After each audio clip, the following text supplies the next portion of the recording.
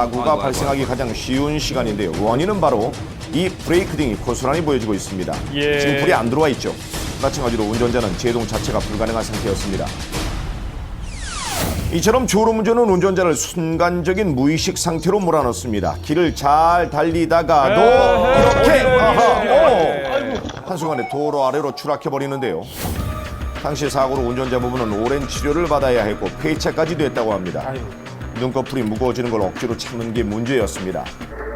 만약에 고속도로에서 시속 100km로 주행하다가 5초간 졸았다면 약 140m를 눈을 감고 주행하는 거와 똑같습니다.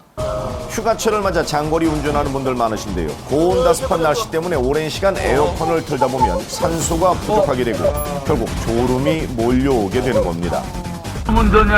졸음운전 치사율은 일반 교통사고의 4.5배에 달하는데요. 피로를 무릅쓰고 운전대를 잡는 게 문제입니다. 예방법은 어렵지 않습니다. 실내 공기를 자주 환기시켜 뇌에 산소 공급을 해주고 장거리 운전 중에도 안전을 위해서 2시간마다 한 번씩은 꼭 쉬어가시길 부탁드립니다. 남의 일이 아니고. 영동고속도로입니다. 제보자의 차량 옆으로 검정색 승용차가 빠른 속도로 달려나가는데요. 비상등까지 켜고 가던 차가 일순간 휘청이더니 중심을 잃고 그만 중앙분리대를 들이받아 버렸습니다. 충격이 상당해 보이는데요. 추월을 해서 하셨어요. 3차선으로 들어왔어요. 자기 속도를 못 이기고 비틀거리다가 이제 균형을 잃고 중앙 분리대로 그대로 주도를 했죠. 왜 이런 사고가 발생했을까요? 이 차량은 앞에 가던 승용차에 막혀 차선 변경하려다가 차로로 동시에 들어서던 다른 차량을 발견하고 운전대를 급히 꺾은 건데요. 더욱이 갓길에서 이렇게 고속으로 주행해 나온다면 위험 상황에 대처할 수 없겠죠. 조금만 더 여유 있는 운전 부탁드립니다. 여기는 강원도 춘천입니다. 제보자의 차량이 직진을 하는데요. 그런데 사고가 발생하면서 제보자의 아내가 고통을 호소하고 있습니다. 저희가 다 놀랐네요. 제보자와 사고 현장에서 만나 당시 얘기를 들어봤습니다.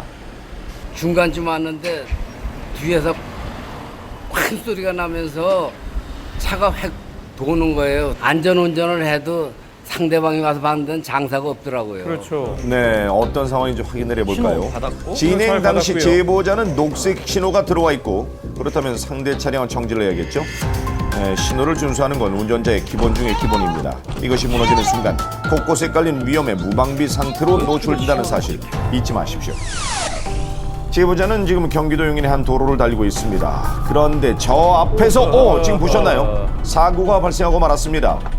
차량들이 순간적으로 충돌하면서 차체가 들렸다 내려왔는데요. 왜 이런 일이 일어난 걸까요?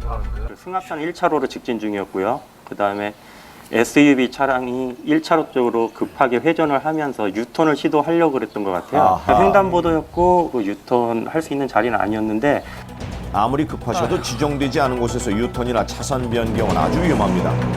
안전을 위한 도로 위의 여러 약속들은 지킬 때에만 의미가 있습니다. 명심하십시오. 가장 기본이죠. 제보자의 퇴근길입니다. 차량이 좌측으로 들어서는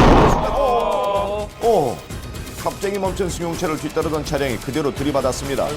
RV차 한 대가 속도를 줄이지 않고 달려오더라고요. 30m 정도 튕겨져 나갔습니다.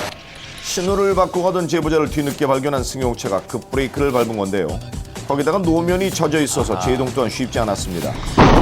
애초부터 신호를 준수하고 서행했다면 막을 수 있는 사고였습니다. 경기도 성남입니다. 지금 비가 많이 내리고 있는데요. 그런데 이때 보셨나요? 맞은편에서 커브를 틀던 택시 한 대가 갑자기 미끄러져 버렸습니다. 커브길에서 그 택시가 내려오면서 약간 미끄러지더라고요. 그러더니 한 번 충격을 하고 후진을 하면서 다시 그 중앙 분리대가 이제 충격을 하더라고요. 그래서 그 차가 넘어왔으면 100% 이제 사고가 날 그런 네.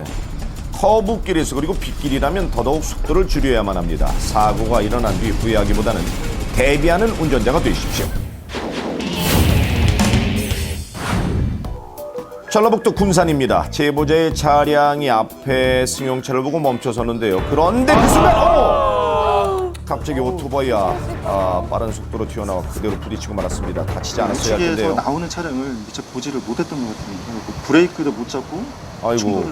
아우, 정면 충돌이에요. 네, 오토바이 운전자가 글쎄요 많이 다치지 않았어야 할 텐데요. 어땠나요? 오토바이를 꽉 잡고 있어가지고 그나마 다행히 안 튕겨나가고 큰 부상이 아닌 걸로 다행인 것 같습니다. 그래도 다행이네요. 서로 믿고 양보하며 달려야 하는 도로. 남이 먼저 나를 발견하고 멈출 거란 생각은 버리셔야 합니다. 오늘부터는 내가 먼저 안전운전 잊지 마세요.